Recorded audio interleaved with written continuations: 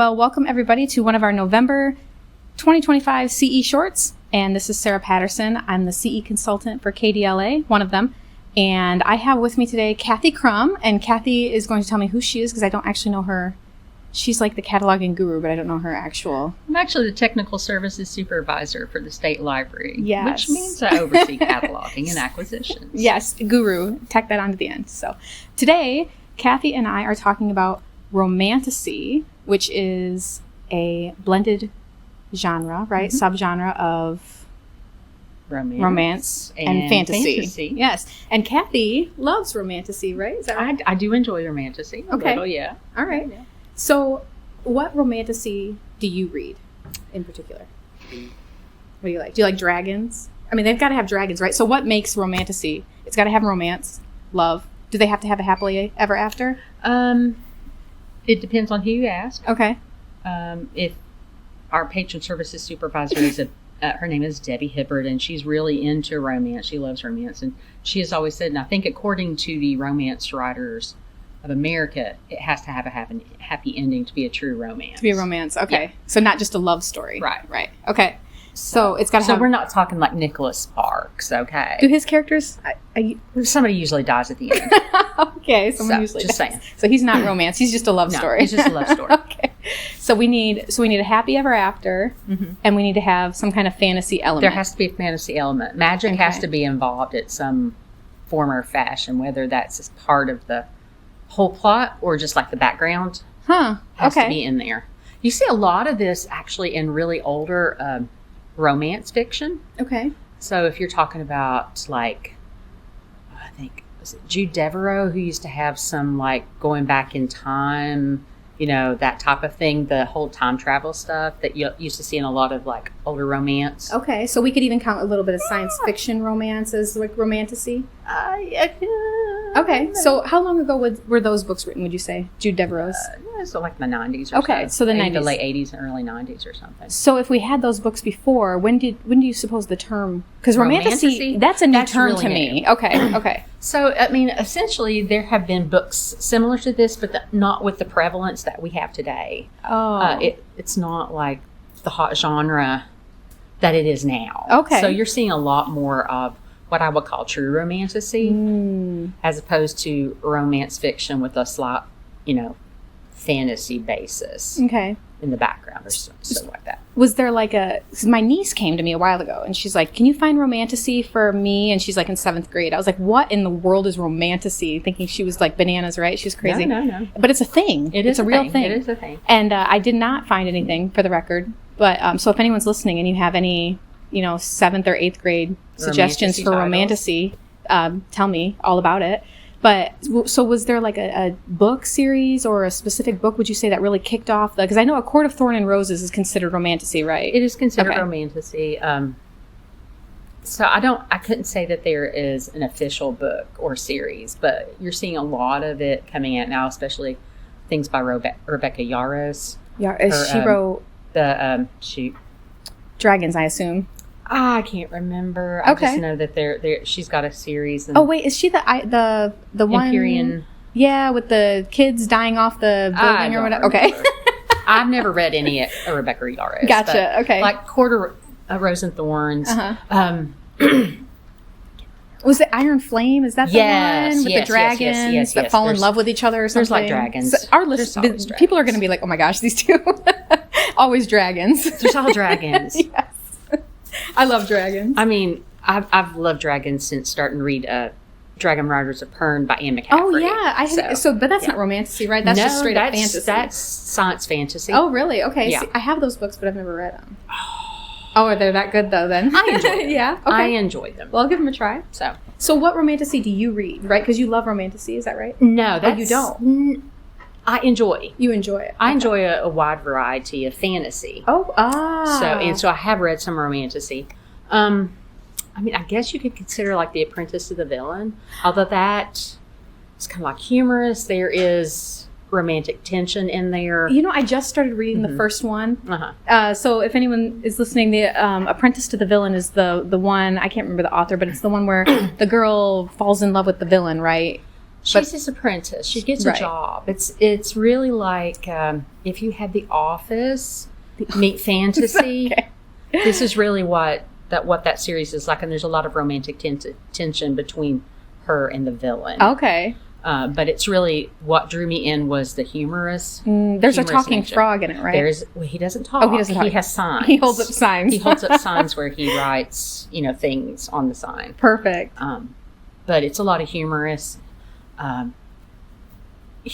office situations. Oh. In a villain's lair. Gotcha. So they have their own HR department. The office. Okay. Yeah. So. Perfect. Awesome. So if you were starting out reading romantasy, what would you start reading? I don't know. What I think I would do is find, the parts of fantasy maybe that intrigue you and see if there's something out there available. This is such a new term that it's really kind of hard to think of. I can't really think of series to start people out with. Right. There was an article in, I think it's Library Journal last year, where the end of 2024, where they talk about some of the upcoming trends in science fiction and fantasy. And one of the big ones they talked about was romantasy. Really? And related to that is cozy fantasy. Cozy fantasy? Cozy fantasy. Oh, that sounds perfect for winter. Oh, yes. So is this new too, cozy fantasy? Cozy fantasy has kind of been around for a while. There are a lot of older titles that kind of fall under cozy fantasy. Okay. But the term itself really got its start after 2020, during, COVID lockdown. A lot of people were searching for things that would bring, comfort. The whole focus of cozy fantasy is like community, community relationships between people. Not sometimes it's love stories, right? But it's also like just friendship. Well, cozy mysteries I'm familiar with. So there can be overlap between, because sometimes there's these cozy mystery fantasy. Oh my gosh. So that sounds amazing. Like Witches Own an Inn or something. Oh, I would love to read something like that. So a lot of things with cozy fantasy is it's usually set in a place, maybe a small town, or sometimes it's like in an inn or a pub or restaurant or something. A lot of times there's food involved because they discuss food and things like that. There's food at the restaurant and they describe the food. And it's just really, it's not about big world matters, which a lot of fantasy can be about, but it's like, small town life, but there's magic involved. Oh, I see. And it can be a mystery or a romance or anything like that. Anything like that. Interesting. So there's a lot of overlap between all those. So. Oh, have you read any cozy fantasies lately? I think some of the stuff I have read, you could even consider The Hobbit cozy fantasy. Oh, that's very cozy, yeah. There's not a lot of, there is world matters because, they're going on the quest to find the treasure and they got to fight the dragon and everything. But there's an awful lot of singing and food involved. There is a lot of food. Yeah. And a lot of hobbit hole descriptions. Yes, a lot of that kind of thing. Taking naps. So, yeah. So you're going to find that a lot. There's just, and that was also in that article that I read. Sure. Yeah, we'll post the article Cathy found in the comments, and then you all can take a look at your cozy fantasy. Yep. Cozy fantasy. There's also science romance. Science fiction romance is becoming a bit more popular too. Science fiction. So it's all in this article. But does that have a fun portmanteau like romantasy? Is just it could be sci-fi. We've also seen a lot more like rom-com-ish titles that are coming out with the romantasy and the science row. I think they call it Science Row or something. Sci-Row. Maybe, I don't know. Don't quote me on that one. How are we going to deal with genre blending in the library? Because I'm looking over here and you've got stickers, right, that say inspirational, romance. But if it's genre blended, is Demco going to give us new stickers? Or I don't think so. Okay. We could make our own, I guess. But typically when I categorize it, I go for not so much the science fiction elements, but for the other. So, I go mystery, even though it's a science fiction mystery, because the people looking for it are probably looking for mystery aspects. Okay. Or romance. They might be looking for the romance aspect. So, a lot of Jane Ann Krentz wrote as Jane Castle. They're kind of like paranormal romance. Okay. We put a lot of that in romance, though. That makes sense. And this is an older That's an older series that she started years ago. Right. So, but I guess you could always put more than one sticker on the book. Or... You could if you really want to, but it gets a little messy after a while. Now I got to ask, so in cataloging, is there an option now to put romantasy, or do you still have to pick one or the other when you're cataloging? When I'm cataloging, we had to pick one or the other if we're putting it in a, if you have like a location that is like romance or something. But it doesn't go in the mark record or anything. In the mark record, you can put whatever romance fiction, you can put mystery fiction, you can put a large Okay. That's awesome. As many as you want, truthfully. So how are you keeping up with, just by reading these articles, how are you keeping up with all the new genre trends? And I read certain things. I get suggested things. We do a lot of cataloging for electronic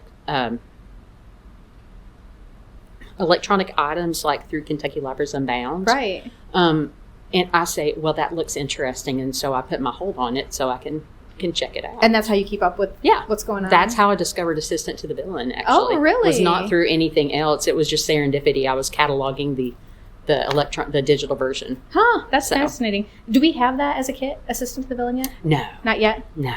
Well, if you want to read that out there and you work in a public library, you'll have to put that in as Suggested for a book discussion kit. Yeah, that would be fun. Yeah. Well, that's awesome.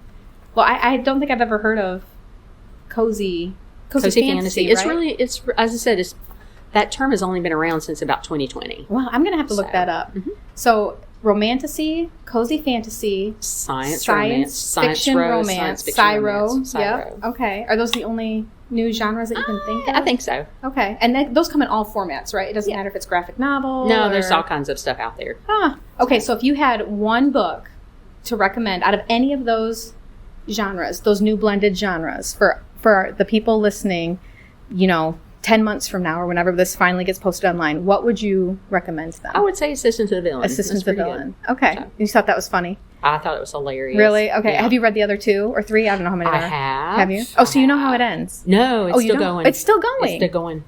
So. Oh, because I just started the second one. Mm-hmm. Clearly don't remember much about the first one, except for the frog that doesn't talk. And I figured they would have already gotten together by the end of book 1, but they don't. It just keeps going. It's going. It keeps going. So. And she's an actual author, right? Like not a... I think she started like book... Was it on Book Talk? Yeah. That's what I'm wondering. Okay. Yeah. Okay. Because I know there's a lot of...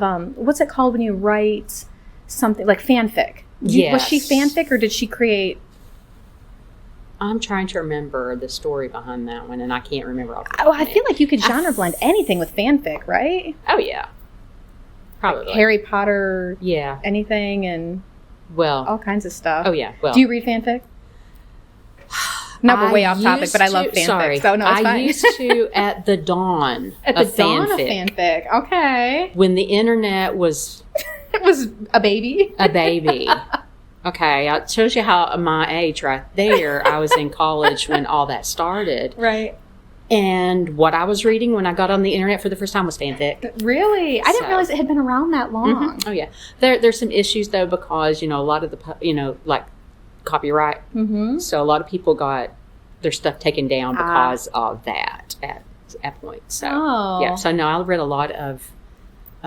fanfic for X-Men and X-Files and who knows what else. I didn't even realize there was... Oh, years ago. Oh, gosh. I don't think those things still exist now. Huh. There's newer things right. have now taken over. Is there protection for fanfic authors? I do not think so. Not so much? I don't think so as much. Because, think about it. If you're doing fanfic, you're working with copyrighted somebody else's stuff. Ideas, yeah. Yeah. Huh. Well, that's interesting. Awesome. Well, thank you for joining me. Oh, it was very nice. So, yeah, if you have any suggestions about any of these new genres or genre blends or any questions, let us know in the comments and tell us your favorite genre blended books. Because obviously I don't have very many suggestions. So, but I am going to look up cozy fantasy. I don't do as much romantasy as much as I do like fantasy mystery. Fantasy mystery. I've never even... one of my favorites. Oh my gosh, seriously. I've never even heard of this. Oh, so it's like a detective... And is there dragons? Maybe. Please tell me there's dragons. Okay. Ooh, detective dragons. Detective dragons. So one of my favorite is a series by Jasper Ford. Yeah. Oh, he's an odd author. He's a very odd author, but he had it's a very brief series called The Nursery Crimes, where it's like a hard-boiled detective, and the characters are people from like literature and nursery rhymes. Is the detective a nursery rhyme character? Oh, well, maybe. You don't know? Maybe. Yeah, he's so odd. You never know. I'm not going to reveal that fact. Nursery Crimes. Well, I'm going to check that out. Nursery Crimes. And the first book is called The Big Over Easy. The Big Over Easy. Okay. And that's fantasy mystery. It's fantasy mystery. Wow, I couldn't be a cataloger with all of this new. It's very distracting. Distracting. It's very distracting. Do you end up reading more than you end up cataloging? Like, not quite that bad, but I have been known to like read a bunch of the back of the books and this looks very interesting. That's so funny. So, yeah. Awesome. Okay, well that was Cathy Crum at KDLA, and she's the Technical Services Supervisor. Technical Services Supervisor. We just know her as the awesome cataloger in the basement. So. All right, so we will see you guys next time.